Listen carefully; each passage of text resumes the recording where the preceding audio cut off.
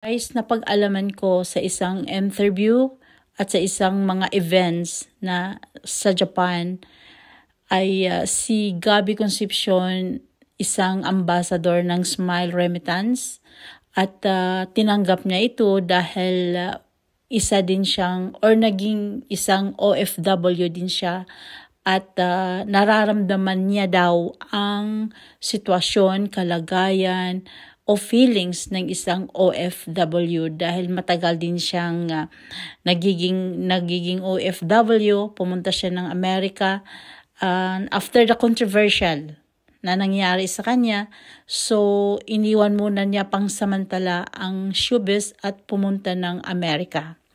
At doon siya nagtrabaho bilang isang OFW din.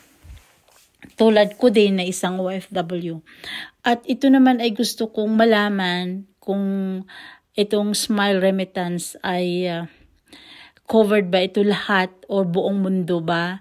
Kaya inalam ko ito. Sa katulad nating mga OFW, itong Smile Remittance ay maganda kaya itong gamitin para sa ating mga mahal sa buhay, sa mga ating mga remittance, yung mga pinapadalhan natin ng pera. Alam mo naman, ang isang OFW ay buwan-buwan or twice a month nagpapadala ng pera sa mga mahal niya sa buhay.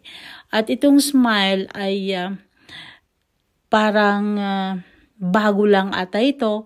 So gusto kong alamin at inilagay ko nga din ito, ipinopost ko ito dahil nga malay natin ay mayroon din ito sa Middle East at mayroon siyang app na doon lang natin, hindi na tayo pupunta ng money changer para ipadala natin ang ating pera para sa ating mga remittance, kundi sa app na lang daw. So mga kababayan, mga OFW, itry nyo ito. Ako naman ay hindi pa. Susubukan pa lang. Titingnan natin kung maganda o hindi. Titingnan natin yung app. Ida-download natin yung app kung ito'y maganda o hindi. Andyan yung paliwanag ni... Finally, party na po kayo ng Smiles Mobile Remittance, ang #1 mobile remittance sa Japan. Yes, ako maraming salamat. Malaking karangalan para sa akin yung to be part of the Smile family. Nakakatuwa naman po. Bakit niyo po napili ang Smiles? Ganito kasi yan, Rachel.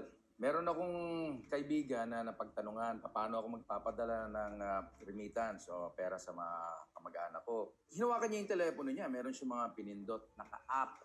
Hindi katulad yung mga tradisyonal na pupunta ka pa sa center, maghahanap ka pa. Ito hindi, naka-app lang.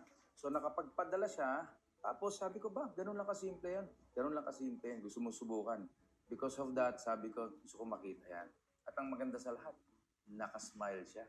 Iyon po talaga ang goal ng Smiles, ang makapagbigay ngiti at pag-asa sa mga Pilipino sa mansulok ng bansa. Yes, Rachel, nabalitaan ko rin na meron silang 1 million Smiles program. At yung binibigyan nila, hindi lang random. Sa bawat barangay na pinupuntahan nila, naghahanap sila ng talagang nangangailangan ng tulong. Kasi ang pinipili talaga ng barangay, hindi naman Smiles ang namimili, ang barangay. Para mabigyan yung mga sabihin na nating hirap na hirap para naman makabangon sila.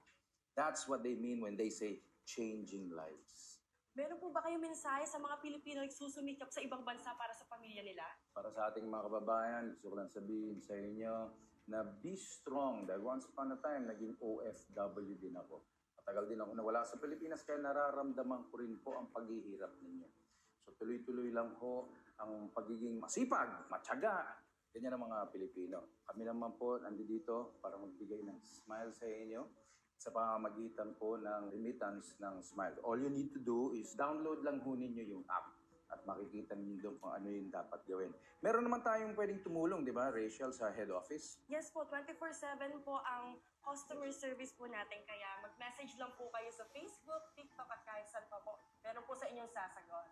Mga kababayan, isa tandaan ninyo, sa bawat padala, meron tayong nababagong buhay at meron tayong binigyan ng pag-asa. So let's continue to share smiles and change lives. Request lang po, Sir Gabby. Pwede Yes. po ba natin gawin yung traditional pose po ng Smiles po? Yes, ganito lang ho yun, no? Smile.